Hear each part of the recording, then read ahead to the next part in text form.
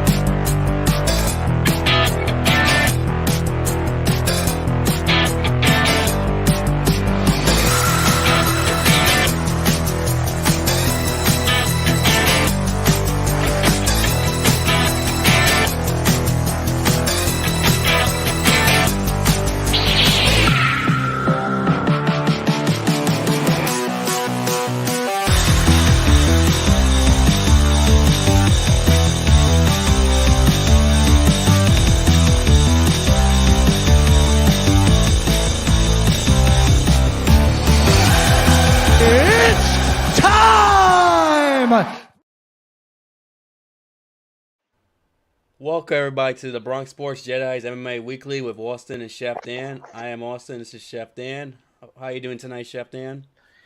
I am doing great. Salute to everyone joining us across all platforms, whether it be on YouTube, Twitter, Facebook, or you're joining us on a podcast platform on Spreaker, or on Spotify, iHeartRadio, Apple Podcasts, Google Podcasts, wherever you're joining us.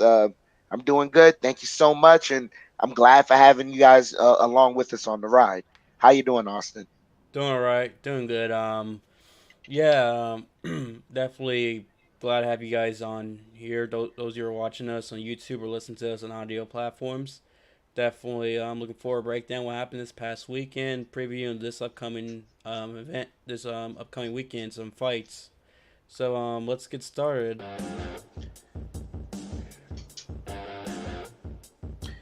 Most definitely. What I want to start off with, me personally, is some of the fights that I saw on Eagle FC, because that happened on Friday night. So I want to get right into that, because that was some really good action. I saw the fight between Ray Borg and Ricky Bandejas. Ray Borg ends up winning that fight via split decision, but that was a very hard-fought fight right there. Ray Borg I thought, to me personally, he won the first round because he was able to get some takedowns on Ricky Bandejas. He was able to secure some takedowns, go for some submission attempts. He was very active in the clinch, also getting some strikes, but Ricky Bandejas also landed some good strikes on him and even swole up Ray Borg's eye there coming into the second round. Second round, Ricky, to me, I think he turned it around there. Second round, it was all his because Ray Borg was shooting in a lot of the time naked, as Kamaru Usman was saying it, with no preparation on the shots at all. He was just kind of just throwing there, just shooting there, making sure that he was just trying to get the takedown by any means necessary. And Ricky just saw the timing. He saw everything that was coming towards him, so he stopped it, was able to land some shots on Ray Borg. He was able to stick out that jab successfully. He was doing a lot of impressive things. And then coming into the third round, it was kind of anyone's round there. I watched it again, and even to this day, I'm not mad at the decision, but it could have gone any way because both of those guys just were swinging. Ray Borg after the first minute and a half of trying to do the same tactic that didn't work in the second round, he decided, you know what, I'm just gonna go I'm just gonna swing leather and just keep throwing until I put this guy down. And he caught Ricky plenty of times. Ricky caught him plenty of times. All in all, it was a It was a firework matchup. Really, really enjoyed it. It made me want 2 more rounds of those guys, and I want to see more of Ray Borg in Eagle FC. Yeah, that's good, and yeah, I didn't see this fight, but I wanted to, but but it's good seeing Ray Borg still having success outside of UFC, and especially winning a close competitive fight against Ricky Benegas, who is no slouch himself, 135. Most definitely. And then I want to move on to the next fight that was on the card. The next fight was the Kevin Lee versus Diego Sanchez fight, because there was a championship fight on the card there. Kevin Lee ends up winning this fight, unanimous decision. Kevin Lee looked very, very good in this fight. All in all, it wasn't a dominant performance, but he was just a couple of steps ahead of Diego Sanchez. Diego Sanchez definitely hurt him early in the round. Kevin Lee's lead leg was compromised, his left leg. It didn't look that way at first, but then you started to see it slowly as the match kind of moved on into the second and third round there. Kevin Lee's leg was compromised. He was a one-legged man, but he still continued to walk Diego Sanchez down and continued to keep the fight at his own pace. He was just fighting through and through his own fight. Never let Diego Sanchez dictate it. Diego Sanchez had plenty of times to kind of take the fight into his own fight, but Kevin Lee, all in all, was very patient. He didn't rush things. He had the gas tank to go all 3 rounds, so it was a very impressive fight for Kevin Lee, all in all. And then I want to move it. Oh, go ahead. No, this fight I did see this fight, and gotta give Kevin Lee a lot of credit considering his front leg, his lead leg was damaged early in the first round by that thigh kick or leg kick. I forget what type of kick it was. I think it was leg kick, but by Diego Sanchez, and still was able to survive and be able to win the fight against a veteran like Diego, who's been around the game. And Kevin Lee also showed his gas tank, because some of his previous fights he has gassed out before, especially as the fights keep going on and on. You know, this was a 3-rounder, but still, the fact not to gas out and for him to survive his lead leg being compromised and still beat Diego Sanchez is pretty impressive. Definitely most impressive victory of his career, you make a case, considering the circumstances. In a new weight class too, 165. So shout out to UFC for doing that. Yeah, most definitely. But it's going to be interesting to see where Kevin Lee goes on from here, when his next fight is, and how is he fighting. I mean, he's an Eagle FC fighter now, and his name does ring bells. So hopefully with the next opponent, he's looking to keep the same consistently, but now look to kind of, if he wants to gamble a little here and there and try and get a fireworks finish, all in helping promote himself and the promotion, it'd be something to look forward to, most definitely. And I want to move on into this last fight for Eagle FC, because this one ended pretty quickly in the heavyweight division. All in the first round, Rizvan Kuniev defends his heavyweight championship against Anthony Hamilton in the first round via guillotine choke. But it was more than a guillotine choke, man. Rizvan was able to, he started off with a spinning wheel kick that clipped Anthony Hamilton. Anthony Hamilton was a little dazed. He knees him in the face one time, and then Anthony Hamilton goes in for some clinching or whatever. Rizvan is looking for it while Anthony Hamilton is blocking, but the guard isn't good enough. Rizvan gets another knee in, so now that's like, 2 knees and a kick in the head. Anthony goes in for some clinching along the cage. Rizvan is fighting while he has the neck. As soon as he gets it, it's a standing guillotine, ladies and gentlemen.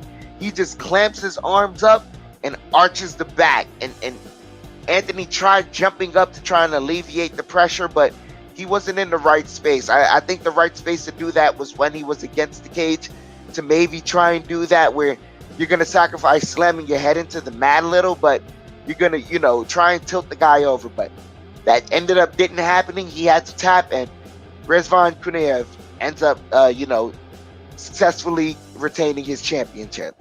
Impressive victory right there. Yeah, it's definitely. I mean, it basically only lasted a minute. I mean, it was a quick fight, but he hurt Hamilton early from there, and basically Hamilton was in trouble from there. It was going to be tough for him to come back, and then Rizvan got the guillotine after Hamilton tried to go for a clinch. Standing guillotine too at that. It was over. I mean, Rizvan definitely had a great showing, especially considering this is a big show, considering how many people are probably watching this fight, especially seeing Kevin Lee and Diego Sanchez, new viewers. So I think Rizvan definitely made a name for himself here in the United States. I can't speak for Russia. Maybe he's more well known over there by the Russian MMA fans. Yeah, most definitely. But all in all, that was a great Eagle FC card. I know they're gonna have another card on April 1st, so I'm looking forward to that. But if anything, please try and bring more of those Dagestani. Well, I don't know if it's possible now, but when they have the chance, try and promote more of those guys over in the United States whenever you can book a venue in the United States, because there's some interesting guys with some interesting skill sets that I believe, can become household names and even go on to be very impressive. And I think Khabib has something there in Eagle FC. He definitely has something there. He does. He definitely does. And it looks exciting. It looks, unique to his own. Actually, you got Usman and Cejudo and Chael commentating the American shows, at least. Kind of had something different, something unique, having one former world champion, one current champion, and Chael setting a legend in sport. Yeah, most definitely. He's also a former interim champion, so. Yeah. But from that we could go right into Bellator that happened over this weekend and Saturday. It was Bellator 276, BORICS versus BURRELL. You want to jump into the first fight on the card, or you want to get right into the main event? We can do. I guess we go main event. We'll do that. We go right into the main event. Adam Borics versus Max BURRELL. Adam Borics wins this fight via unanimous decision. This went the full distance, 5 rounds, and this was a really good fight. Very good fight. Two high-level opponents that didn't gamble with each other. It kind of came down to, we're both just going to stick into the pocket.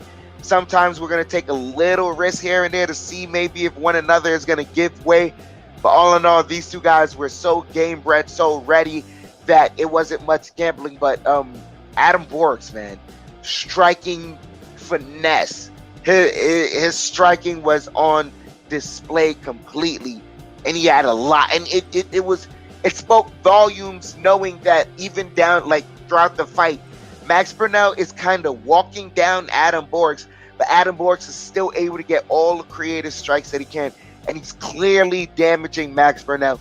And Max BURRELL, no matter how much he's walking down Adam Borics, you could see it in the amount of activity he had. It just started to slow down. He's still moving forward, but the activity is slowing down more and more and more. And Adam Borics is just such a creative striker. And like he said after the fight, he's the next. He is the next, man. Well, what do you say to that, Austin? He is next. I mean, going into this fight, we all knew the winner of this fight was going to fight the winner of AJ McKee in the Pitbull rematch next month. And so Adam Borics' performance solidifies himself as the next title challenger to fight either AJ McKee or Pitbull after they have their fight next month. But Adam Borics, what a great performance. I mean, he's a great striker. I mean, definitely, you saw it tonight against Max BURRELL. Even though BURRELL at first was walking through some of the strikes, but as the fight kept going on, Max BURRELL couldn't really throw as much to counter. And Borics was picking him apart, especially in the pocket, which is Adam Borics' strength, fighting, stand up particularly. And he turns out a great gym in Stanford MMA with Henry Hoof and them. Definitely see where his striking comes from.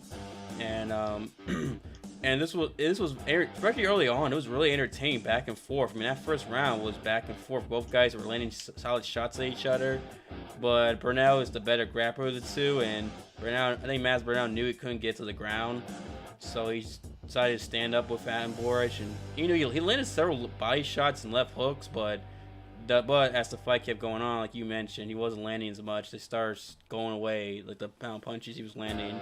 And Borics took the fight over, particularly round 4 and 5. He definitely took the fight over and solidified his performance. And dominated Aspinall at the end, and basically solidified a title fight against McKee or Pitbull. And this was, I think he's 18-1 now, 17-1. He was 17-1 going into this fight. Yeah, now he's 18-1. Yeah. You see why he only has one loss in his career. This guy is really good. Trains at a great gym in Sanford MMA, and this guy could definitely pose a threat to whoever wins between Pitbull and AJ McKee next month. Oh yeah, most definitely. He's most definitely the next guy up, and salute to Adam BORICS for putting on a great performance. The kid did it. The kid definitely did it, man. Yes, he did. And with that being said, we can move on from that fight to go right into the co-main event. Co-main event being Phil Davis versus Julius Angelikas. Phil Davis wins this fight via unanimous decision. This went to the third round. This went the full distance, and I'm not gonna lie. This to me this wasn't as exciting as the main event there. No. Phil Davis just completely dominated Julius. It was just all wrestling with this fight mostly. A little bit of striking here and there, but I think Phil Davis just he took down Julius whenever he wanted to, held him down, ground and pound, tried for going for some submissions, didn't get it there, but ultimately just held him down, got the ground and pound, and just, it was just control, octagon control completely through and through. That's what I got to say. Phil Davis just had a dominant performance here. I agree. He dominated on Julius Inglis through his wrestling and ground control. Once he got Inglis down, Inglis had a hard time getting up or doing anything off the bottom, threatening submission or anything from Phil Davis. And Phil Davis was able to cruise, well, I won't say cruise, but use his wrestling to get himself a victory. And it was a great performance considering some of his previous fights.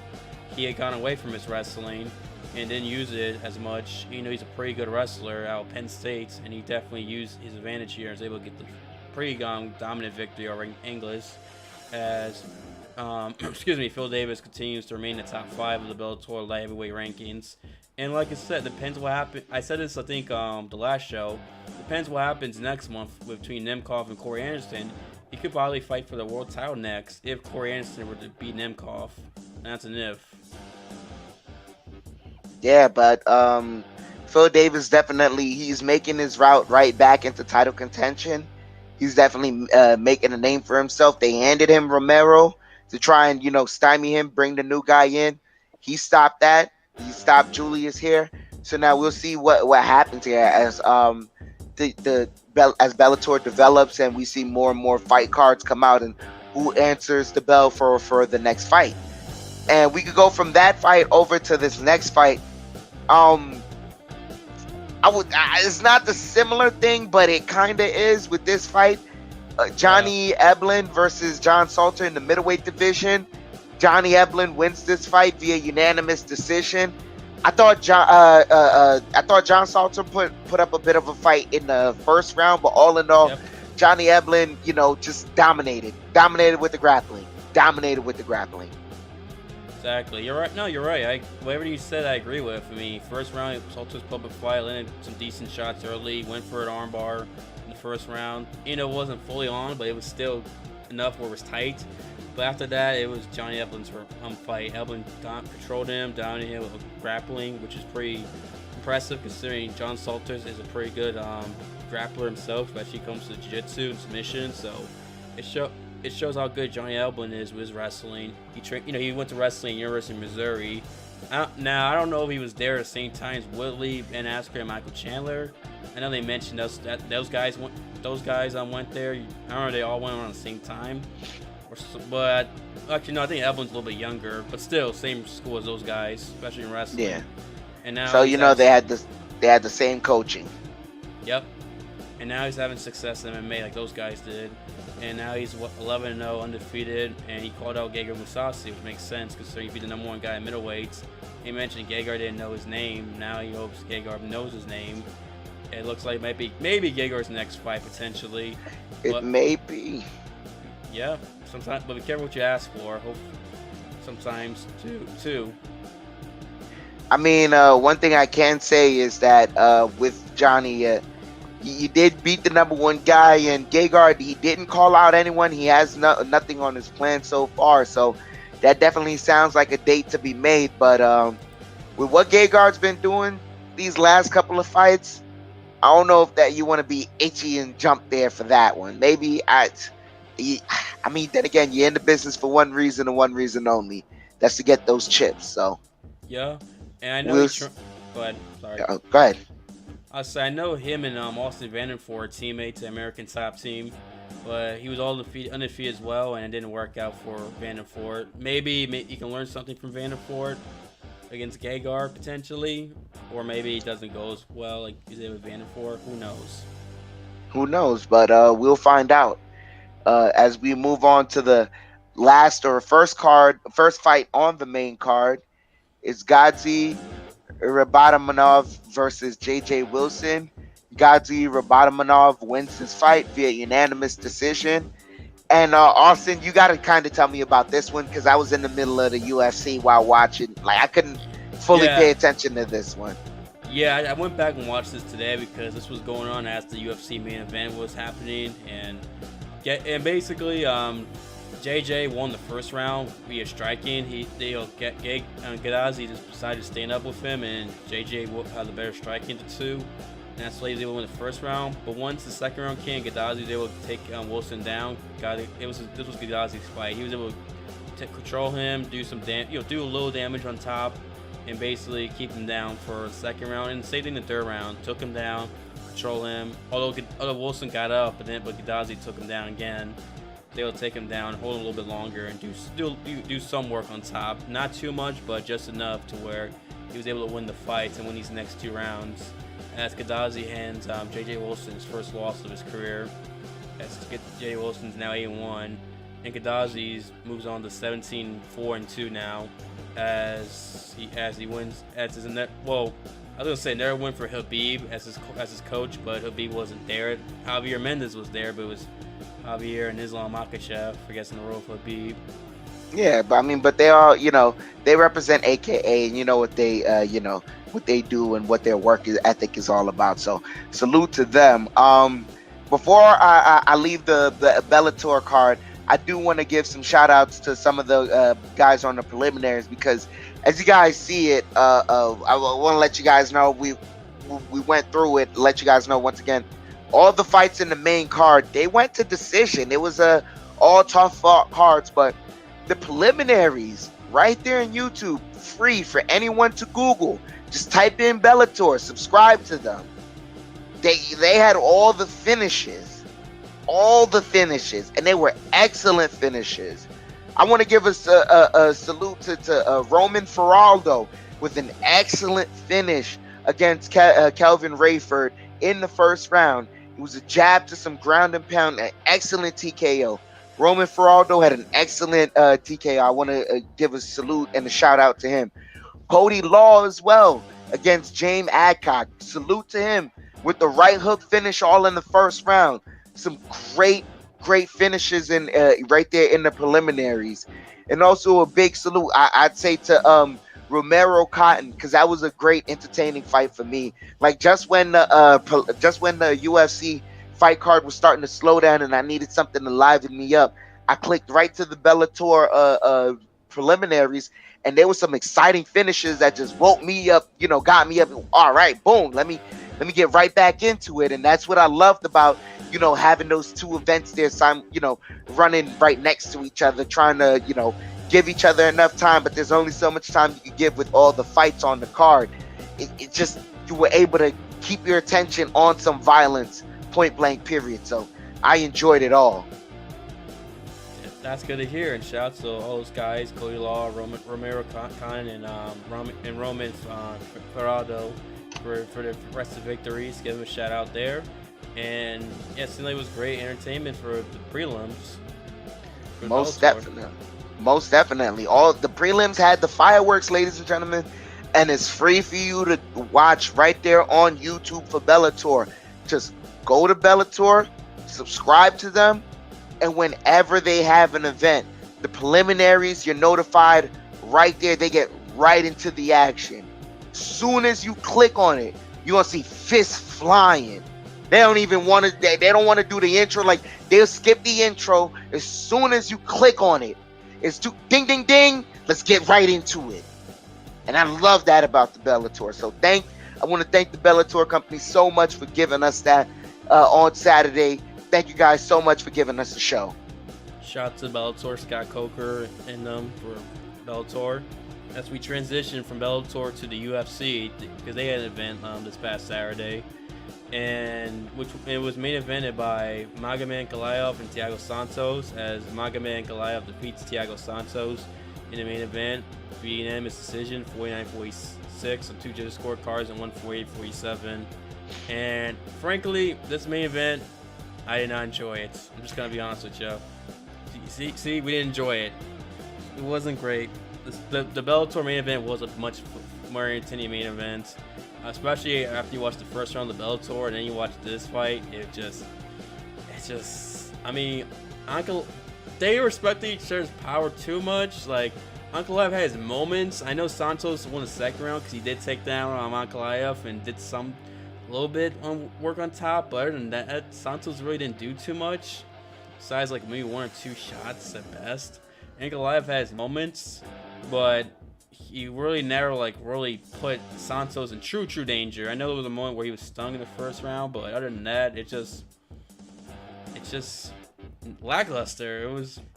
Yeah, Ankalaev won. Congratulations to him being moving up the rankings, winning his first main event and showing he can go 5 rounds, but he barely did anything. It just wasn't not entertaining to watch. I'm sorry. Go ahead, Dan.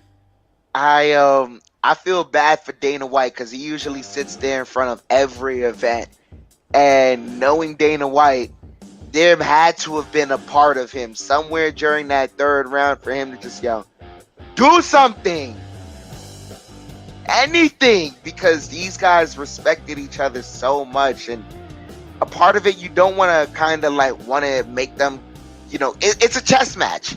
It's also a chess match in there. It is a chess match, and you're gambling, and you want to try and, the objective at the end of the day is hit and not get hit. If you could jump in, pop, and get out of range, that would be optimal. But that rarely happens. So for this fight, it wasn't the most exciting fight. It really wasn't. It had its moments here and there. Ankalaev definitely had his moments, and that's why he won the fight. Thiago Santos just had fewer moments than Ankalaev. I think if anything, Thiago Santos, he showed a flurry maybe in the 4th, 5th round there, where he came out like his head was on fire and he pressured Ankalaev, and that was the best he looked for like 15 seconds or so. And then it got right back into the dance of him backing up and just, letting Ankalaev walk him down. And I don't know why Santos didn't try and do more of that. But all in all, this was not an exciting fight. It wasn't. I just want to move on. Yeah, I don't blame you. Yeah, I don't know why Santos did more of what you just said with Ankalaev. But hey, it is. I mean, unfortunately, another bad main event with Santos involved. Unfortunately, if you remember the Johnny Walker fight. Like this was so bad. I'm gonna say this. I rarely say this. I kind of don't care who each of these guys fight next. And now you're in a dangerous territory with the fans. Yeah. Because I'm pretty sure I'm not the only one who thinks this way. Like, I really kind of don't care. It doesn't matter to me. They shouldn't be fighting for the title, either of them. But I just don't care who they fight next. I think there's some people have that feeling. I don't blame you. I mean, this was a chance for Magomed Ankalaev to really put a name for himself. A guy who I was somewhat high on, a guy who I thought was very the most underrated Dagestani fighter, and didn't do himself any favors in this big spot. In Santos didn't do either. Ankalaev definitely does not deserve a title fight next. Definitely not. Should definitely fight someone else. Maybe Anthony Smith, like he called out. Hopefully. But yeah, let's move on. Let's talk about the co-main event. We can go. Yeah. Because the co-main event, however, was pretty good, exciting. And that was between Sung Yong-dong and Marlon Moraes in the bantamweight division. And Sung Yong-dong wins, defeats Marlon Moraes via first round TKO in the first round TKO, 2 minutes and 6 seconds in the fight. And I thought he finished Marlon Moraes earlier than that because you remember he dropped him with a head kick, Marlon, and Marlon got up. Yeah, but man, No, when he got up, I was like, oh, I was surprised. I thought Marlon was done. yeah, but I think did Marlon also have his moments in that fight? I think he clocked Yadong early a little, but then Yadong hit him right back, and that's where the fireworks kind of started because those two just started throwing leather at each other. And then Yadong got the better of Marlon, and I don't even want to say this. I'm not surprised that Marlon got knocked out by Song Yadong. Yeah, I'm not surprised either because Song Yadong does have power in his hands, and Marlon's chin recently he's been knocked out several times, so I can see what you mean by that. It hasn't been good for Marlon recently. And the crazy part is, like, you look at prior to this fight, the Merab Dvalishvili fight, he had the control all in the first round. Coming to the second round, Merab, and so now it's just bad luck for Marlon. I don't know if the UFC is gonna release him. He did kind of, take off the gloves in the middle of the ring, and that's famous for one thing and one thing only when a fighter does that. But but Marlon, man, it's just been bad luck for him, and it's not to say that Song Yadong just caught him. Luckily, it's just I didn't feel like Marlon had this fight because Song Yadong is a powerful individual. He has the length, the height advantage, and he's gonna fight Marlon's fight. And when you have that, it's like Marlon has to go inside and he has to try and wear some damage at some point from Song Yadong, and that's why I didn't feel confident for Marlon in this fight. Yeah, I agree. I agree. I wasn't confident because Marlon, Song Yadong's taller and also has a lot of heavy hands and fights similar to Marlon and Marlon's chin. Recently, he's been knocked out several times, and it showed here. I mean, he had a little bit of moments. If I remember, you mentioned it, but other than that, it was Song Yadong's fight. Song Yadong was able to drop him, and drop him viciously, and it was over from there. And it's crazy because Marlon, like you said, the Merab fight, he dominated Merab. I mean, he won that fight. I mean, not that fight, excuse me, that round. And it was basically, there 20 seconds, he might put Merab out, but he got himself out, and then it was just done, and he was in trouble there. It's just been bad luck because let's not forget, June 2019, against Sergei Cejudo for the vacant bantamweight title, he almost finished Henry Cejudo, and he was, he almost won. He was almost the bantamweight champion. That was less than 3 years ago with Marlon Moraes, and since the Aldo victory, I mean, he's just had bad luck, and who knows if he's gonna retire because he took the gloves off. It looked like he was gonna retire, but the coaches walked him out, so I don't know if he is gonna retire or not. But it's just bad luck, bad string of luck. But Song Yadong's definitely he definitely had a good performance. He's won his last 3 fights. He's definitely looks a rising contender in the bantamweight division, as he's gonna be in the top 10 by Tuesday. Not by Tuesday when the rankings are released, the new ones. Yeah, most definitely. Shout out to him, man. I like how he called out Dominic Cruz because he trains a team Alpha Male, and Dominic Cruz has that rivalry with Alpha Male. So I kind of like that. It was kind of, I'm not against the idea. I wouldn't mind seeing Dominic and Song Yadong. Although I want Dominic and Aldo too. That'd be a fun fight. You said versus Aldo? Dominic Cruz was Jose Aldo. Oh, no. I want Aldo and Dillashaw. I want Aldo and Dillashaw. That's got to be the next fight. I like that idea. I'm not against Dominic and Aldo, considering they're both world champions around the same time. But same thing with Dillashaw and Aldo. Either way, if Dominic Cruz fights Song Yadong, I'll watch. I am a Dominic Cruz fan, one of my favorite fighters of all time. And I wouldn't mind seeing Song Yadong against Dominic Cruz. See how you do against Dominic's style. Training that team Alpha Male will help him or not. But either way, congratulations to Song Yadong. Definitely, biggest fight of his career. He came through and got a knockout victory. Yeah, and it was a very impressive victory on Marlon Moraes. Very, very impressive. So, salute to Song Yadong. We could go from there right into this next fight on the card. Sodiq Yusuff versus Alex Caceres. Sodiq Yusuff wins this fight via unanimous decision. And Sodiq Yusuff, he controlled this fight through and through. He walked down Alex Caceres. Alex Caceres definitely had his moments. I'm not done with Alex Caceres at all, not by a long shot. He is a very impressive prospect.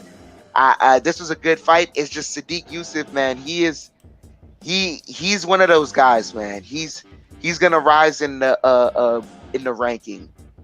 He lost to a guy in Asker. What was it? Askarov? No. Arnold Allen. No, Arnold Allen. Division. Arnold Allen. Excuse me, wrong division.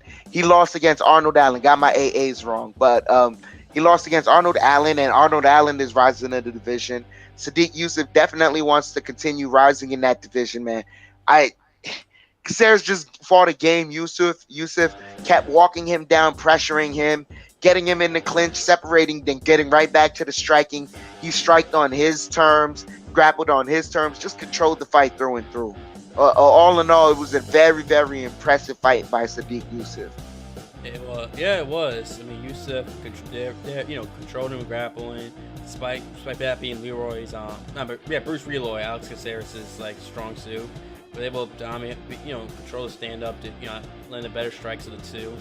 And he was able to, was able to, control the fight and be a Sergei Caceres who had won 5 in a row comes to his fights. And Yusuff is a guy who definitely could be a force in the ultra tough featherweight division. As you mentioned, his last fight was what, the loss to Arnold Allen, right? Yeah. Right, he lost to Arnold Allen. He's probably the most underrated featherweight or more underrated fighters in UFC. And before that, he was on a roll himself, Yusuff, and he definitely showcased why people are high on Yusuff and why he's ranked coming into this fight, and why he'll still stay ranked as well. So, Most definitely. As Yusuff tries to beat, I was gonna say Yusuff might try to be the 3rd Nigerian champion. I believe he's from Nigeria. Yeah, and then also not only that, I love the way he's not shying away from the tough competition.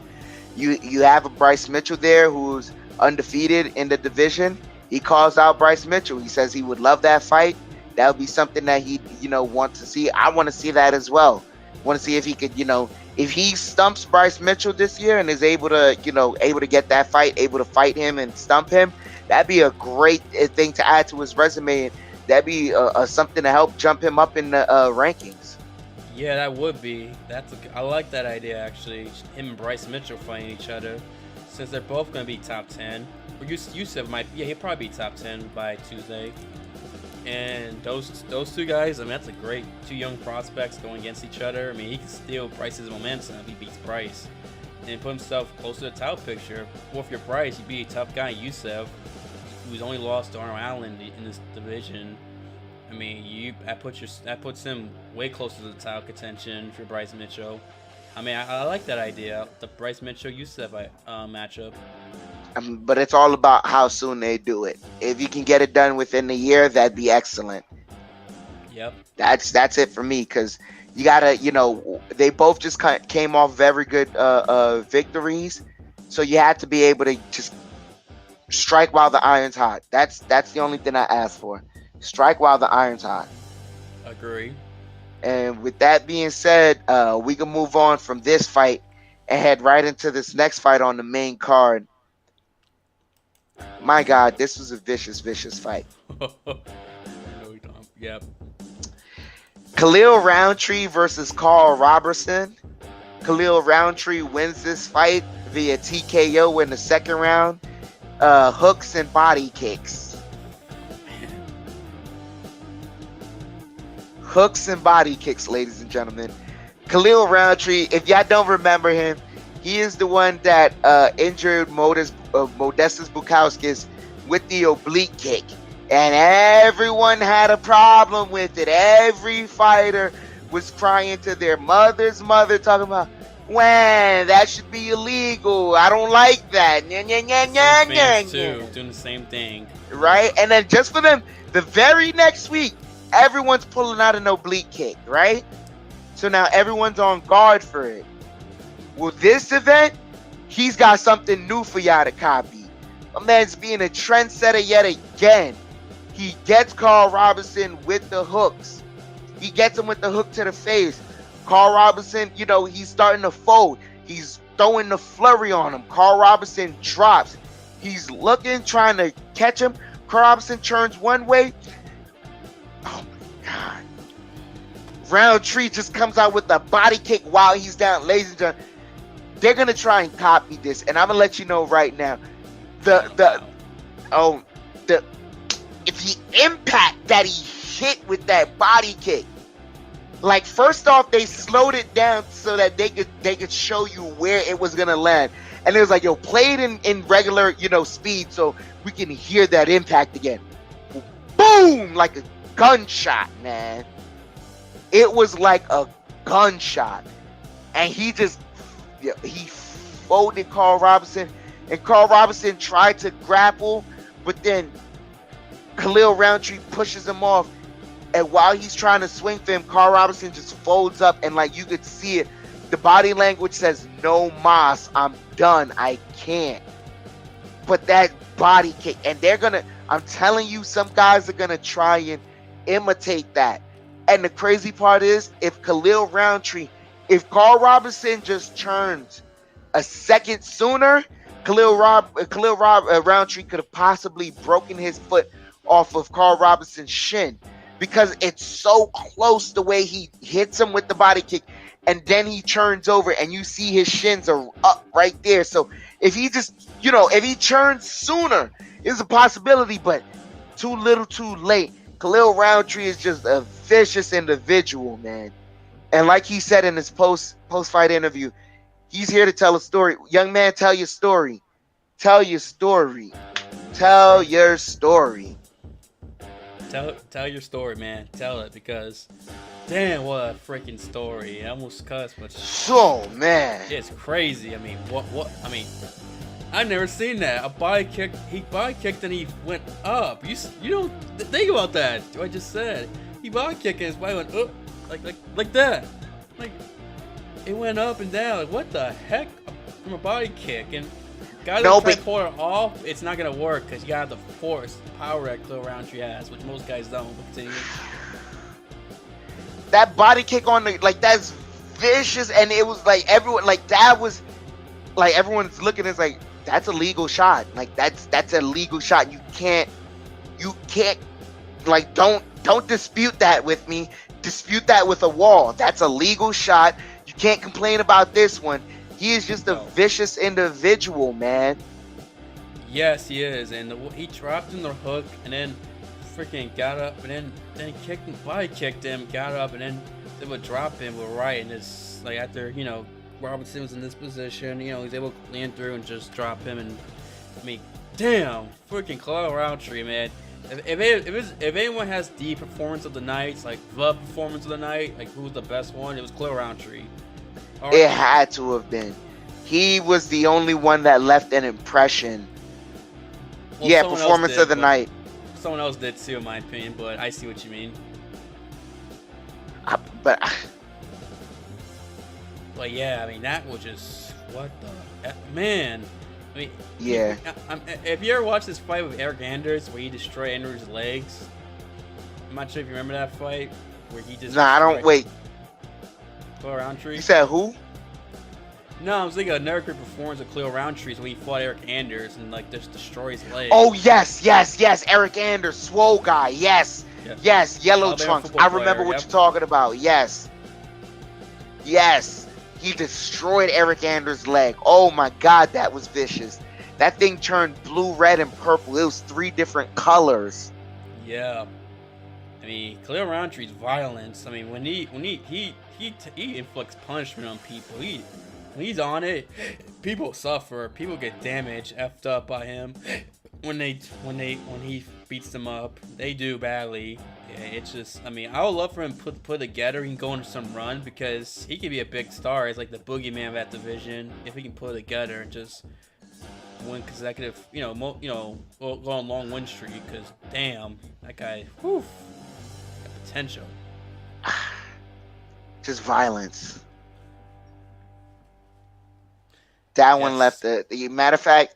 I know which fight you're talking about as well, but that one definitely left an impression. We can move on from that one over to the second fight on the main card. No, second fight on the main card. Drew Dober versus Terrence McKinney. And surprising fashion here, Drew Dober wins this fight after Terrence McKinney, dropped him out. This all ended in this is a tale of two rounds. This is a tale of, two different fights, all within one round. Yeah. Terrence McKinney comes out like his head is on fire. He clocks Drew Dober a couple of times. Drew Dober is dropped. Terrence McKinney is trying to get the finish as quick as possible. Drew Dober, though, is fighting through it all. He is staying alive, staying consistent. Terrence McKinney is starting to slow up the onslaught. He's starting to get a little tired. He's swinging too wildly.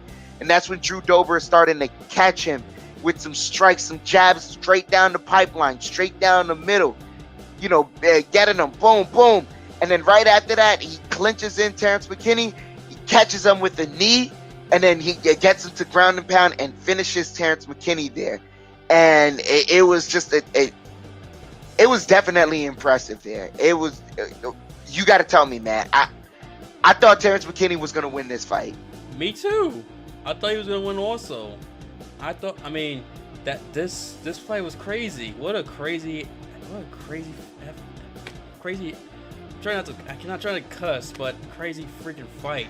I didn't want to cuss either because the last fight, Khalil Roundtree make me want to cuss too. Yeah, he make me want to cuss. Yeah. This fight makes me want to cuss too.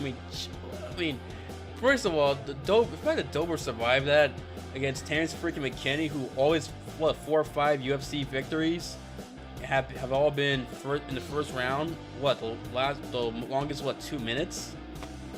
His last fight, and McKinney hits you, you're going out. He's damaging you. And then you add on the fact that he's coming off a 2-week, rest. He just fought 2 weeks ago, gets to rest 1 week, make weight, comes in and then fights Drew Dober here, and he still has that type of power swinging around. It's crazy. But I think all in all, man, as good as this was for Drew Dober to get a win here and look good and continue to have his aspirations in the UFC going for gold here, this was just as good for Terrence McKinney as well. Because I saw some things here later on in that first round that let me know that Terrence McKinney can't continue to do these things that he was doing. The wild swings that he was having, you can't, bro, if you have a guy wobbled, I don't know why you're swinging from all the way over here. You're not going to generate any more power than if you're striking from right here. If you go down the pipeline, man, the strike comes there. It gets there way quicker, way sooner than over here. He kept throwing all, bro, he was swinging like a guy in middle school when they have the middle school fights and they got a guy, rocked and it's like, yo, get him. And it's, he was going, man. And for Terrence McKinney, man, I loved it, the fact that he lost this one, because you can look at the takedown, you can go, you gassed yourself all in this first round. And I know you thought, hey, coming off of a 2-week hiatus, maybe you don't have the gas tank to go full 3 rounds. But you don't know that because all your fights have ended in the first round. Maybe you can test yourself here and go to 3 rounds. And some of that goes with mixing in the diet of strikes. You're a dynamic striker, you're a dynamic grappler. But how you get to where, you're dynamic at is just as important. So instead of swinging from over here, let's try and go from right here. Let's get to right here, elbows tucked in, chin down. Let's get these strikes going. Because then you could go with the hook and things of that nature. You have a flying knee at your disposal. You're ready to tee that off as always. Maybe, you're throwing conventional. If a guy, shrinks down a little, you can get that flying knee off. There's a whole bunch of positives for Terrence McKinney coming off of this fight. But it's all about him watching the tape and going, here's where you went wrong. You could have went 3 rounds. There's a possibility. You don't know because you finished all your fights within the first round. And that's your next test. Yes. And I was just checking up. I was looking at McKinney's last previous fights before this one, see how long he lasted, and yeah, I mean, for beginning the win streak, 16 seconds, 17 seconds, mid 12, 7 seconds his UFC debut. They're all not in the UFC. My bad. That was just his last several fights. My apologies. But then go to the ones in the UFC.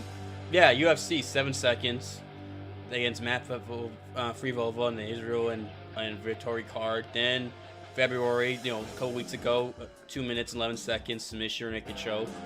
So they've all been, even before his recent win streak, all his victories have been first rounds in the first round, the longest being 2 minutes 15 seconds, which was his debut.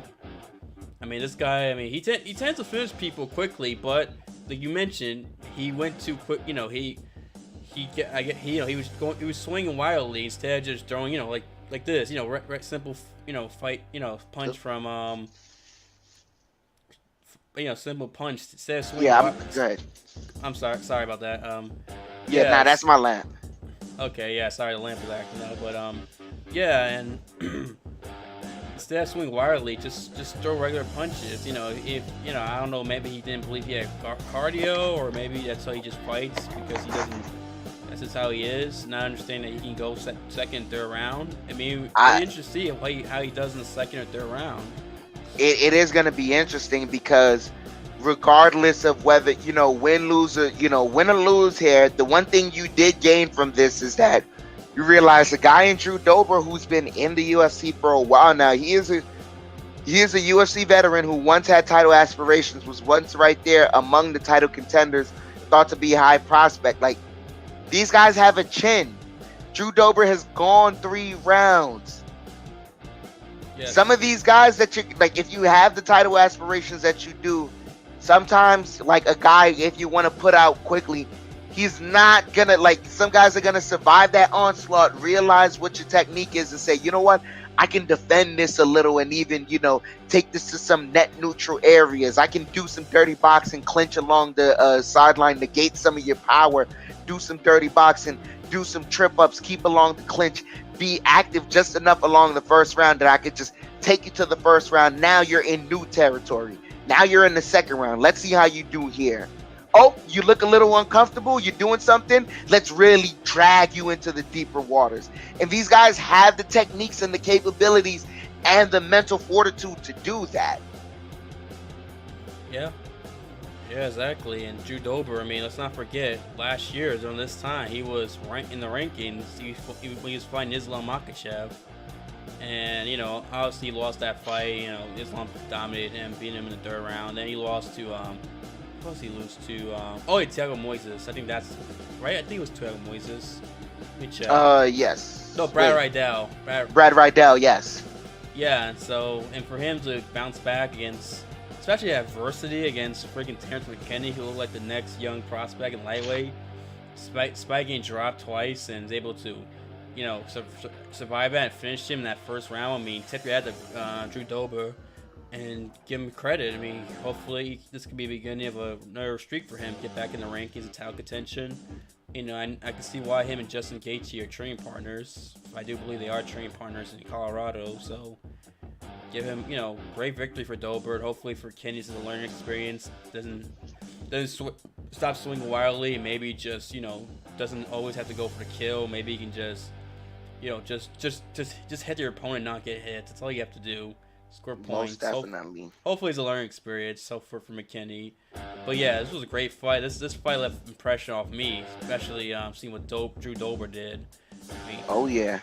Wow, what a crazy freaking fight. Almost a cut. Yeah, and Drew Dober, like I just want to salute to him because he showed that he has a chin. He could take all that power and still had the ability and the wherewithal to defend a lot of those shots. End up, even when he got up and we thought that McKinney was still going on the flurry, he was missing a lot of those shots because Drew Dober had some great defense, and then he was able to flip it around. So salute to Drew Dober there, putting on a great fight. We can move on from the lightweight division, go into this next fight here in the middleweight division. First fight of the main card, Alex Pereira versus Bruno Silva. This fight goes to the judges' decision, and the judges, all 3 judges see a unanimous decision. Alex Pereira won this fight. 30-27. Austin, tell me what you saw from this fight, man. I saw a guy in Alex Pereira who he seemed like more prepared than I expected him to against that Bruno Silva. Considering this is what Pereira's he's 6th MMA fight, I believe. Let me check the record. I think 6. It's 6. Yes, he's 5-1 now. Yeah, and he looked better prepared than I expected. I mean, he was able to avoid getting hit by any big shots from Bruno Silva, who's got a lot of power, as you mentioned last week. That was one thing I wanted to see what happened if he got hit, how he handled Bruno Silva, and he really didn't get hit with anything too big from Silva at all. And then the grappling aspect, Pereira, I don't remember there being too many grappling exchanges in that fight, unless I'm mistaken. I mean, am I mistaken, Dan, or no? No, there were some grappling exchanges. Okay. In the first and the second round. And even Bruno shot in the third round. Right, but I remember that was that Bruno initiating the grappling exchanges. That's what I meant to say. Yeah. Oh yeah, there was. That's right. But Pereira was able to get up from it. I'm mistaken. One of them. Now already take too much damage. I think in the later rounds, yeah. But in the first round, he wasn't able to kind of secure that get up so quickly. Okay. That's something that a lot of fighters can be doing against him. So he has to work on. But he didn't take too much damage. Didn't get submitted. That's which is a good thing for him, considering that's something he needs to, avoid getting, he needs to work. Excuse me. He needs to basically, obviously work on his takedown defense. But it's a good thing he didn't take too much damage or get submitted, especially considering that's what probably a lot of people are gonna try to do, considering he is a kickboxer and his background jiu-jitsu and grappling is not exactly up there with other guys. But yeah, this was a pretty good, impressive victory for Pereira, a guy with little MMA experience going against a guy in Bruno Silva who's got way more MMA experience than he does, and he's able to, beat him convincingly. So, good victory for him. Obviously, still a little ways to go before he gets the rematch of it. Well, not the rematch, before he gets another fight. Israel Adesanya, this time in May. I disagree with you 100%. I thought Bruno Silva won this fight. Really? Yeah, I didn't see how the judges scored this 30-27, especially going the only time Alex Pereira was able to apply any pressure to Bruno Silva as far as having octagon control was in the third round, later on in the third round when he got some convincing strikes on Bruno Silva. I thought really for the first 2 rounds, Bruno Silva controlled the fight. Alex Pereira kept backing up. He was getting some strikes here and there as he was throwing, Bruno Silva off here and there, but Bruno Silva was able to counter off of Alex Pereira cleanly. I really thought he won the first 2 rounds convincingly to me. In the first round, the way he grappled down Alex Pereira, I thought with the grappling exchange there, he convincingly won that first round. The second round, you could say it's a little bit more of a toss-up, but to me, I thought Bruno Silva was still able to control the octagon more. He was landing counters. I didn't think Alex Pereira landed too cleanly on a lot of his shots there. If anything, he landed a lot more cleanly in the third round to me, but I didn't agree with this judging at all. I thought Bruno Silva won this fight, and we're both seeing 2 different things, but I thought Bruno Silva won this fight. Man, you know what? Maybe I didn't watch the second round because I do now. Now your memory comes back. I do remember. Yeah, Bruno. I thought Bruno won the first round. I think that is the third round I gave it to Pereira. I didn't even watch the second round again because there was some reason my memory of this fight was shoddy for some odd reason. I don't know why. Maybe it was because of the Dober and the freaking Roundtree. I forgot about it. But yeah, I remember with Pereira looking a little bit better than doing decent. I do remember that later on in the fight. That's why I do remember. Yeah, I mean, my whole thing is that it was I didn't if it went to split decision and someone wanted to see it for Pereira based off the later half of the second round and really because he only had a flurry in the later in the last couple of seconds in the first round maybe, and I think maybe in a little bit in the second round, but all in all I thought Bruno Silva controlled more parts of the first and the second round. And then the third round is more of a toss-up, but I could give it, if you want to give it to Alex Pereira, I'm not against that at all. But all in all, for the judges to see it 30-27, all of them, I didn't agree with that there. It's split decision at the very least, but this one wasn't a 30-27 to me. Right. Okay. Well. All right. Well, let's just see what's next for Piero. Yeah, we'll see. We'll see what's next for Pierre, and I want to see what's next for Bruno Silva, because he did not fight a bad fight here. He definitely didn't fight a bad fight. But I want to salute some great fighters on the preliminaries, because they put on a great show here. Matt Semmelsberger versus AJ Fletcher. Matt Semmelsberger wins this fight, and this was a great fight by both fighters. Matt Semmelsberger, you know, AJ Fletcher was able to take him down a lot of the times. I think AJ Fletcher won the first round, but the last 2 rounds, Matt Semmelsberger was able to flip it around and win that fight. So salute to Matt Semmelsberger. That was very awesome by him. I want to give a shout out to JJ Aldrich. She won her fight versus Jillian Robertson. It was a dominant performance there. Jillian Robertson tried taking it to the mat plenty times, but JJ Aldrich was hip to it and otherwise stuffed all the takedowns. And even when Jillian Robertson was able to get a takedown here and there, she could do nothing because JJ Aldrich's defense was great. It was excellent. And then she was able to get right back onto her feet and take it to the striking game. And there she just dominated Jillian Robertson. So I want to salute to her, man. Miranda Maverick got the submission in the second round against Sabina Mazo. Had a dominant performance there. Miranda Maverick. It wasn't with the striking either. It was a whole lot of grappling heavy approach from Miranda Maverick, and that's how she got the dominant victory. So salute to Miranda Maverick there, getting right back on the winning side after getting 2 bad losses. One of them, I do not believe that she earned. That one, I think the judges gave her. But all in all, that was a great fight. And Guido Canetti, what a great finish on Chris Moitano. He finished him there in the first round. Chris Moitano, man, you either got to change gyms or something, man. This was a bad fight. Once again, you were just like, Chris Moitano was being a punching bag. It was little to no defense there. I did not like that fight for Chris Moitano, man. I really didn't like it. Cody Brundage, he defeated Dalcha Luciambula via submission guillotine choke in the first round. I think this is it for Dalcha Luciambula. And Dalcha, to me, man, Austin, you got to tell me if you saw this from Luciambula, man. He didn't take a leg kick at all. That lead leg was swollen, was it not? It was, from what I remember. It was swollen. From what I remember, I think it was. It was oddly swollen for no reason. Dalcha Luciambula, maybe he came in that fight with an injury. He did have a moment there, but all in all, man, he got taken out. He got taken out by Cody Brundage, and Cody Brundage was able to get the guillotine choke after Dalcha put on a parade of power shots on him. He was able to flip it around and get a guillotine choke. So salute to Cody Brundage. And Azamat, how do I say his last name? Murazakhanov.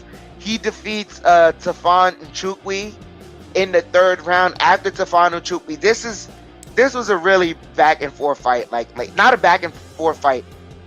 Tafan Nchukwi technically dominated all of the 3 rounds up until the one moment where Azamat lands a flying knee he lands a left shot on Tafan. It wobbles Tafan a little. Tafan's trying to swing back into it. He lands a left hand, right hand. Tafan tries to swing. He lowers down and he gets a flying knee right on Tafan, and Tafan's out, and that's it. The referee comes right back in the middle to stop the fight, and man, it just spectacular finish for Azamat. Spectacular finish for him there. But all in all, great fights in the preliminaries there. Yeah, definitely had a lot, especially the early preliminaries. There was like 5 straight finishes, the first 5 fights, 2 knockouts, 3 submissions. I mean, a lot of finishes, a lot of action, and especially the early preliminaries. That definitely was good entertaining preliminaries for those of you who saw it. Most definitely. So, salute to all the fighters there. Dud main event, but all the other fighters there, they produce. I Great will card. not like. Yeah, it's a great card up until the main event, but yeah, all the fighters there produced. Yes, and we can guess what transition from last week to this week's UFC card. No Bellator this week. It's only going to be UFC. And let me just get the little tick here at the bottom. UFC London. This is the first fight night outside of UFC Apex since 2020, the Brazil card. That was the first of the pandemic and all that. So it's been 2 years, almost exactly 2 years since the last time the fight night is outside the Apex. It's gonna be in London, England, between was supposed to be Alexander Volkov and Tom Aspinall, but I say supposedly because with the whole situation in Russia, Ukraine, it's possible that Volkov may not be in England for this fight, and this may not be the main event. I know it's him and Shamil Abdurakhimov, and I'm trying to remember, there's another Russian fighter in this card. I'm trying to remember. Do you remember the other Russian fighters? Sergei Pavlovich. That's who Shamil Abdurakhimov is supposed to be fighting. That's the only other Russian fighter I see on the card there. Okay, so it's possible that 2 fights may not happen in this card because of what's going on with Ukraine and Russia. I know England passed something that was limiting like Russian athletes or making it hard for Russian athletes to come to England. I do remember that. I think that's the only other Russian on the card. Yeah, that's the only other Russian I see there. Okay. Okay, so yeah, there's 3 Russian fighters on this card, so 2 fights may be affected by this.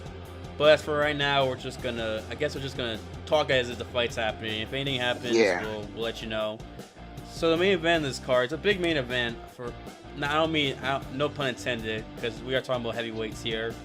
Between Alexander Volkov and Tom Aspinall, as Tom Aspinall is from England, as he main events his home country against Volkov, who's been a consistent top 10 in this heavyweight division for the last several years. And for Tom Aspinall, who's a rising contender from England, who a lot of people, especially in England, believe it could be the next a guy who could be a heavyweight title challenger down the road. But we gotta see. This is a big test for him going against Volkov. And what are your thoughts on this fight? It's definitely a big test for him, but I think Tom Aspinall has the goods to make it. The biggest gripe I've had with Tom Aspinall is that he's too patient.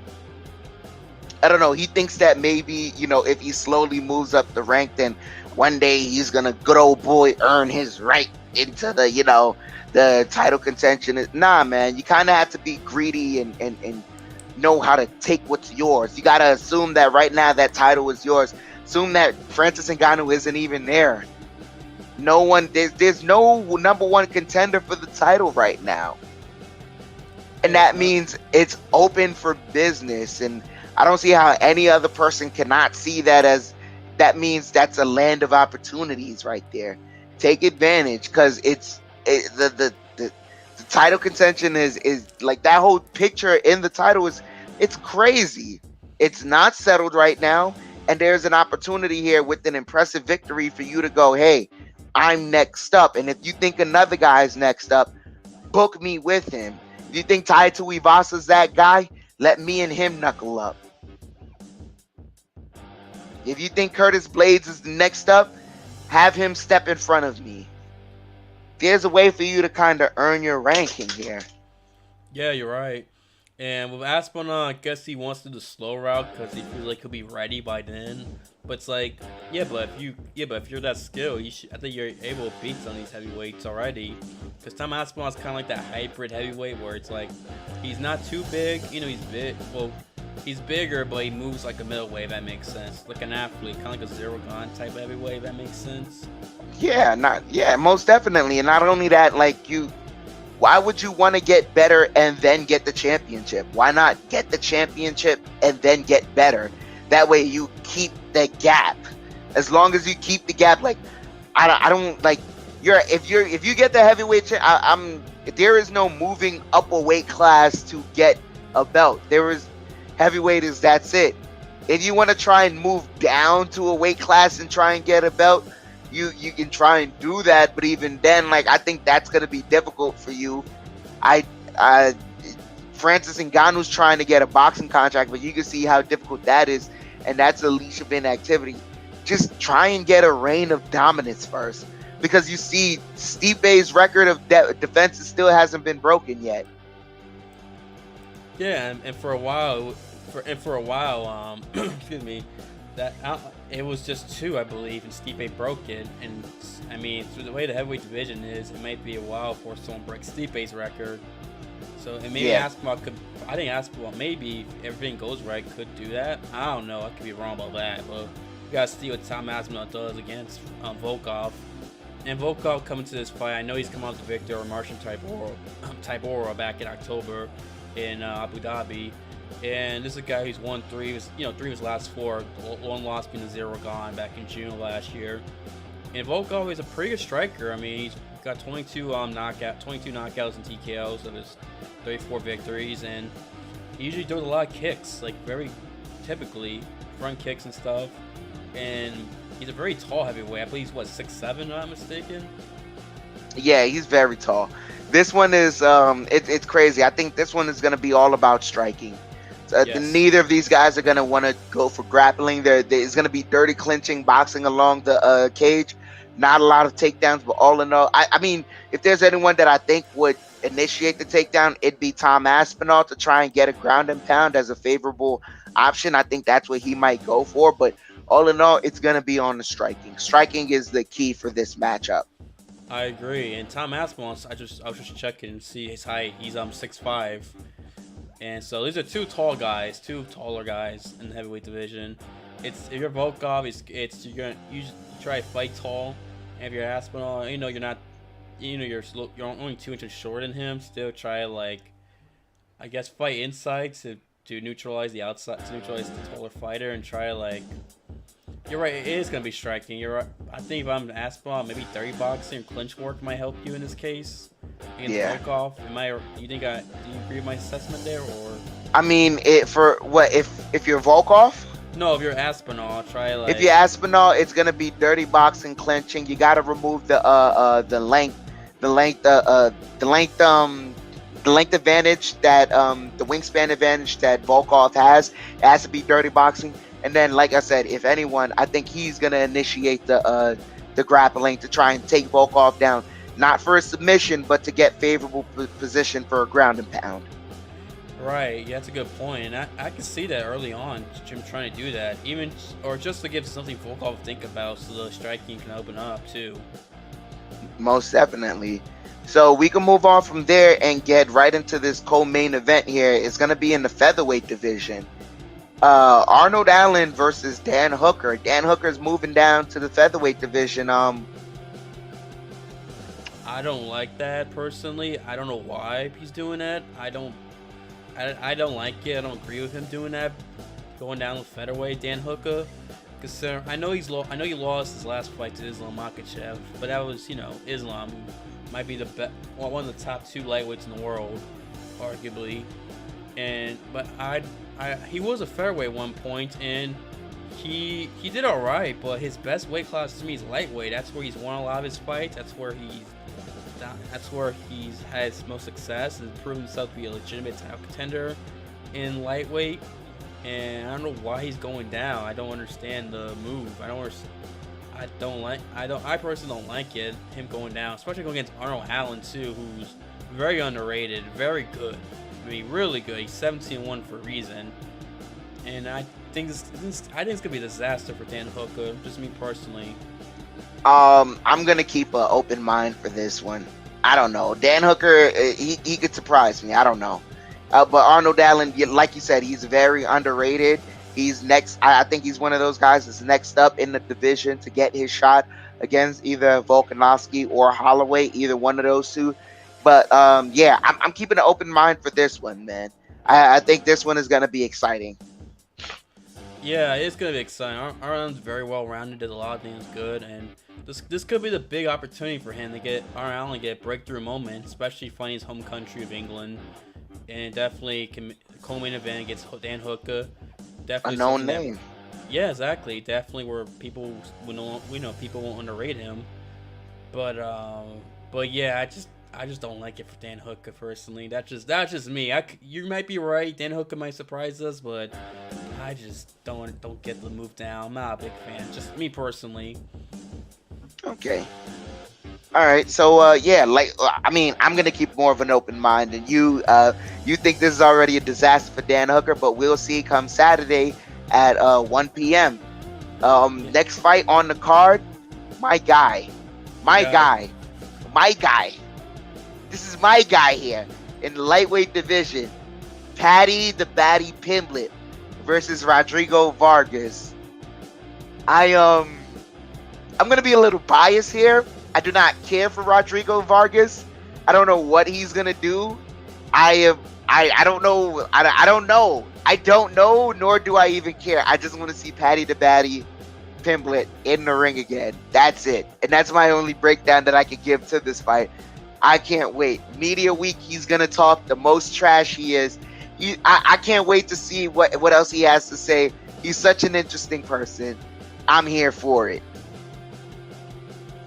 This is gonna be a pretty interesting fight. I mean, he's going against Rodrigo Vargas, a Mexican fighter from Mexico, and we all know Paddy likes to knock guys out, has power. We saw in his last fight, in his debut, and also some of his previous fights in the Cage Warriors. And Mexicans are known for having tough chins. I mean, it's hard to knock out Mexican boxing or MMA. I do wonder if Paddy can do something remarkable in knocking out Mexican, or if this is gonna go to decision. That I'm curious to see. I know Vargas come out with victory in his last fight against Shu Rong back in UFC 261, April of last year. So it's gonna be. I am interested to see how Paddy does, especially fighting in England. I mean, he's probably gonna be one of the big. Well, all the British fighters are gonna be heroes and big stars. I mean, Paddy is obviously big in England, has the chance to be big, really big, considering he's teamed up with Barstool Sports as like a sponsored athlete, and he's got a personality. He's got that Beatles haircut too, which helps. But I think he's good. Like you said, I think he's gonna be the biggest pop in the arena. Probably. How he handles the pressure and going against Vargas, who probably doesn't care, probably just gonna go out there and has nothing to lose, might take more risk. This is compelling. I am compelled by this fight. Definitely want to. This is gonna be exciting. This is gonna be exciting. And we can move on to the next fight on the card, which is a welterweight fight between Gunnar Nelson and Takashi Sato.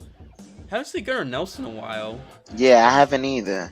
He's kind of left my mind. I like the name rings a bell, but I don't remember the last fight. Give me one moment. I'm checking right now. His last fight was September of 2019 against Gilbert Burns, a fight which he lost. Yeah, I mean, so that was just before Gilbert Burns got to Usman. Yeah,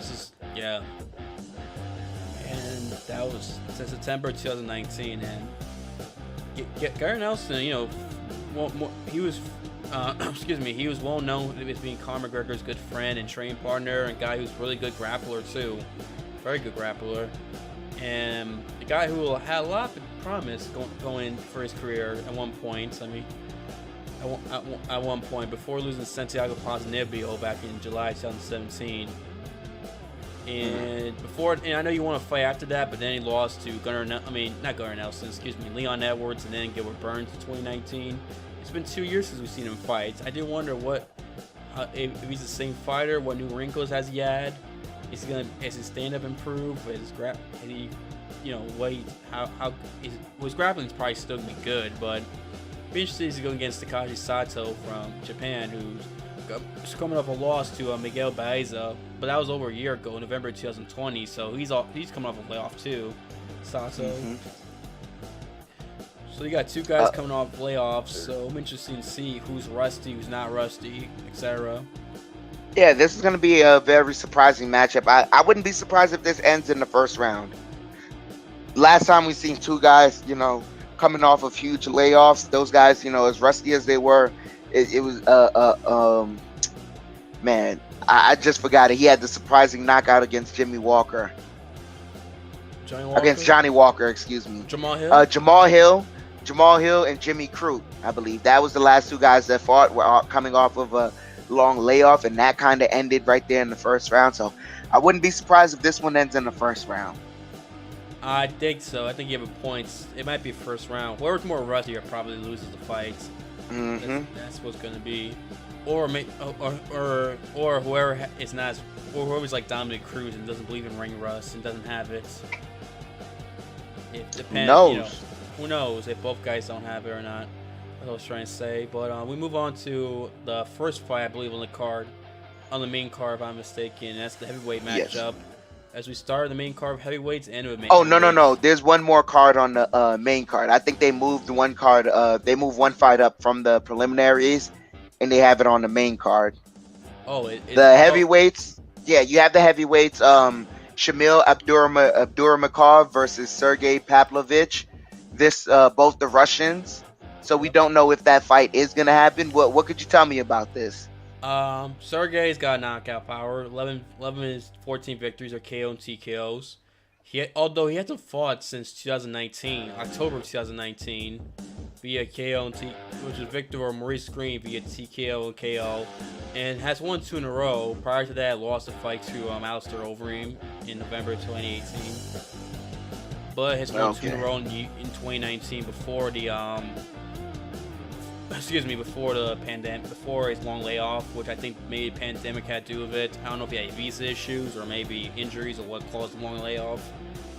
But he's definitely got knockout power, and Shamil Abdurakhimov coming off the loss to not Chris Dawkins, not Kyle Dawkins. Like I said, I always get the two brothers confused sometimes. Chris Dawkins, you know, where saliva came out and all that stuff. Oh yes, I remember that one. Yeah. So he wants some get back to kind of just, you know, put his face right in the world and just, you know, show that he is a competent UFC martial artist. Anyone gets caught, but, you know, you kind of just want to remove the last image of that bad loss from everyone's mind. I agree. And Shamil, this is his second fight since returning from a layoff. Because before the Chris Dawkins fight, he hadn't fought since September of 2019. Then Abu Dhabi, and then he got knocked out by Dawkins. And then now he's coming back. He wants to get that taste off his mouth. He's mostly he's from Dagestan. I know you think of Dagestan, you think of wrestlers and things like that, but he tends to strike as well. He's not just a wrestling heavy guy. He will stand up and strike. Although if I'm Shamil, I might not want to do that against Sergei Pavlovich, considering his knockout power. I might want to try and make it a grappling fight. Because if you most definitely. Yeah, because if you don't, I think Shamil will get knocked out by Sergei. That's just me. I could be wrong. Maybe Shamil pulls off the victory because he's been there with a lot of great fighters. Dawkins, Curtis Blades. He has a victory over Marcin Tybura, Andre Arlovski. He fought Derrick Lewis in a fight where Derrick Lewis and him, you know, there were moments where he was giving Derrick Lewis trouble, but Derrick Lewis came back and won that fight in the 4th round in December 2016. I do remember that. So he's fought who's who heavyweights. He's won some, lost some. It's not easy out typically for most fighters. Okay. All right. So, and that's why they had Dawkins move up to Lewis immediately after fighting Shamil. All right. So, yeah, that's going to be a very interesting fight. I can't wait for that. That's in the heavyweight division. And then we could go to the first fight on the main card. This guy, I've been waiting for this guy to perform for a while. He has not performed since he last had a fight against the last guy I mentioned. It's Nikita Krylov versus Paul Craig. Paul Craig, I believe the last time he fought was against Jamal Hill, where he injured Jamal Hill. Yeah. So, yeah, we have not seen Paul Craig in like a year or less than a little bit to a year. 9 so months. I'm interested in that. 9 months, yeah. I haven't seen him for a while. I've definitely wanted to see him. This guy is all about business. I'm ready to see Paul Craig. I think he wins this fight. I think so too. And Paul Craig is really good. I mean, from Scotland. So I mean, I know it's not England. Obviously, I know the history. I don't want to piss off some Scots when I mention what I'll mention. He's fighting his home area, not home country, but home area. Scotland fighting England. I know that they like this, rivalry there, history. He's going against he's a great submission guy too. He's a very good grappler. Got 12 submission victories with 15 wins. So with him, he wants to make guys tap out or choke them out. Yeah, but Most definitely, he can take it to the ground and tap you out. He definitely has a skill there and can find you in compromising positions. But I think the great thing with Paul Craig is that his striking is really, really clean. His striking, with what I've seen so far, his striking has been really, really clean, and he's shown that he's an all-around martial artist. And I love seeing that out of an MMA artist. When they have little to no holes, and you can see that they're constantly getting better. So I'm very excited for this one. I don't blame you. Yeah, all in all, though, this card is very, very exciting. You can even see some of the fights on the preliminaries there. They have some exciting fighters. Jack Shore, that's the main fight on the preliminaries. He fights Timur Valiev in the bantamweight division. Jack Shore, very impressive, 15-0. I can't wait for that one. You know, right before his fight, 18-2 too. So this is two really high level guys. 15 over 18-2. I mean, he's also Russian. He's from Dagestan, but I don't know if he's ethnically Russian. I don't know if he lives somewhere else. So that fight can be in jeopardy also. Yeah, but hopefully we can still get the Jack Shore fight.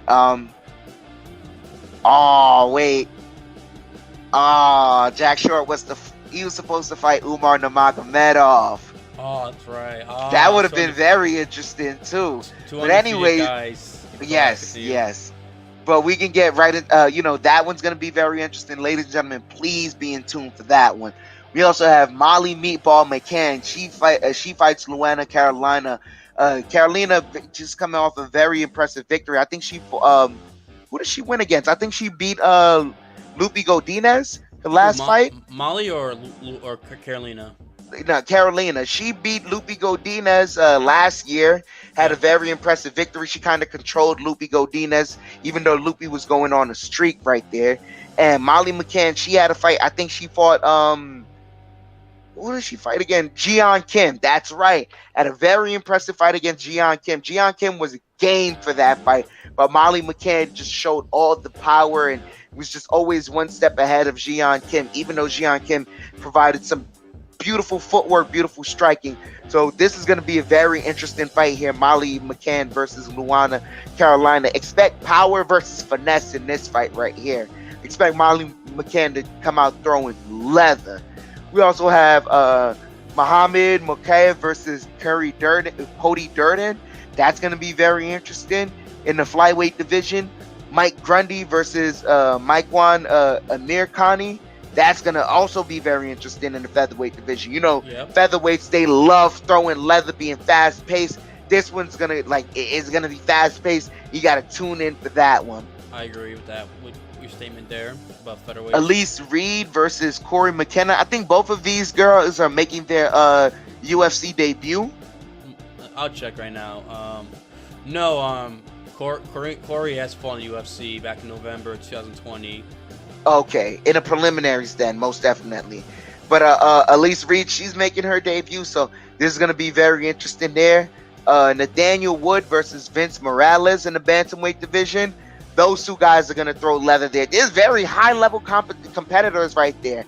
Yeah. Nathaniel Wood, 17-5. Vince Morales, he's 11-5. Both of these guys in the fight of the card. I'm sorry. No, they're not the first fight of the card. First fight of the card is fireworks too. Jay Herbert versus Ilia Topuria. Ilia Topuria, he's undefeated, 11-0. Jay Herbert, he's 11-3.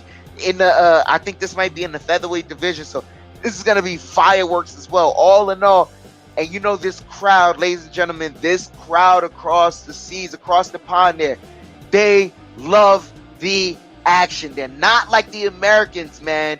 They get into it for every fight. So be on the lookout for heavy crowd participation in these fights. And these fighters are going to want to put on a show for this crowd here. I'm hyped up for this one. This is the one here. I'm hyped up for this card too. I'm excited. This is, like I said, this crowd's really going to be into it, considering this is the first event they've had, UFC event they had in like 3 years. It's 2019. They were supposed to get in 2020, but the pandemic happened. This is the first fight night outside of Apex since 2020. This is and especially a lot of British fighters on this card too. I mean, they're really going to be into it. You know, the British crowds are very passionate about combat sports. You watch a boxing event over there, especially with British fighters on there. I mean, they really go all out. And especially, like, I think if the UFC, you had to have been just a little bit jealous watching the Bellator in Ireland, getting that amazing crowd reaction that they did. The way that the crowd they love fights over there. You just kind of want to soak that up a little, and it helps your fighters want to fight more. And it potentially could put on a show of the year. Yes, I agree with you there. And also Bellator going to England for MVP in Lima. You know, in England, that crowd was really into that. They were really into that in the Bellator event. UFC kind of feel a little bit jealous. I hope that they were able to go there before you did. Well, they stacked it up. I mean, there's a lot of fighters we recognize on this card.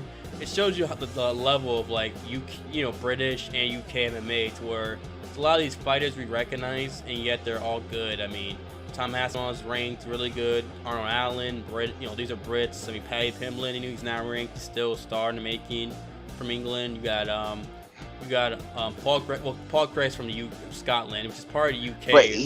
But he is a foreign star in the making as well himself. Jack Shore, Molly McCann. She's like, all these guys, like, when they made the invasion last year during the pandemic, all of them put on a great show. I just wish, if anything, Darren Till had capped it off with the victory against Derek Brunson.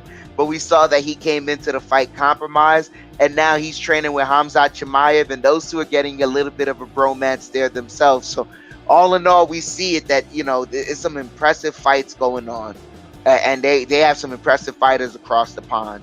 They do, and also a lot of impressive fighters on this card. A lot of good European fighters on the card too. I mean, you mentioned Ilia Topuria, who's Spanish, who fights out of Spain. So I think he's Spanish. I know he fights out of Spain. So you got fighters from Spain, other fighters from Europe fighting on this card too.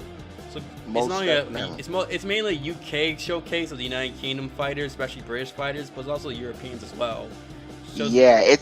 It's just a lot of foreign names that, if you haven't been paying attention to the UFC, or if you're paying attention a little bit and you don't know these guys yet, you think, why is there such a big deal about these guys? I don't see a big name, a big foreign name like McGregor on the card, or this, that, whatever. Then you got to pay attention. You got to watch this card. It's going to be early on Saturday morning. There's going to be little to no sports happening. Saturday afternoon. Early Saturday afternoon, little to no sports going on. At most, maybe football's over with. Do yourself a favor. Tune into this one. Enjoy it. Truly enjoy it. Yes, definitely. And the start time is 1 p.m. for the prelims, Eastern Time Zone, 4 p.m. Eastern Time Zone for the main card. So I mean, it's early for us in the United States, and if you're a British fan, or you from the United Kingdom, you finally get the UFC events on that is on your time. You guys don't have to stay up till late night to watch the UFC anymore. You guys can watch it prime time and still not stay up till 5 in the morning for the main event. So if you're a UK fan, you can definitely, congratulations to yourself. Yeah, this card was for you. So salute to you guys, and my last words is, like I said, I've been saying it before, I'll say it again. Pay attention to these preliminaries. Tune into this fight, please, for this one. If nothing else, please, because the crowd is going to be into it. I promise you. You're going to feel like, oh man, why wasn't I there? And then you're going to remember there's flight restrictions everywhere. We're not all blessed to be there. But all in all, man, please join in on this one. They're going to be sure to put on a show. And I can't wait, because along with this being international fight week, big fights get announced as well. So along with this fight, we know a big fight is going to be announced. Stay tuned. Stay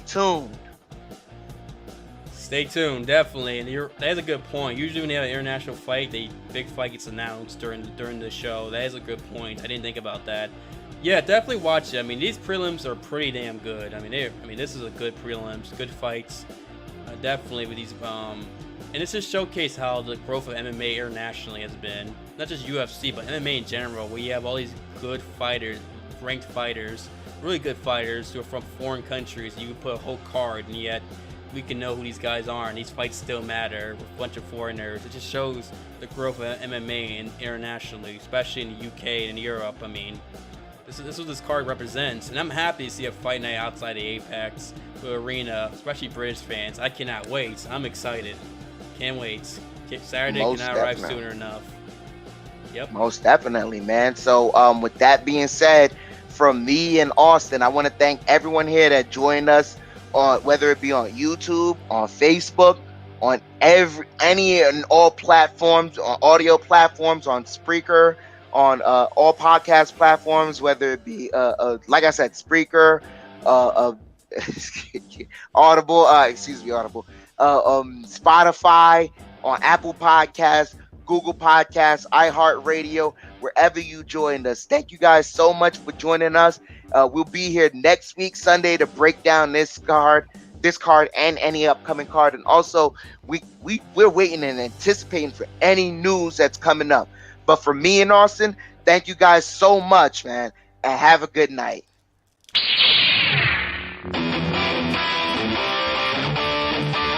Ladies and gentlemen, we are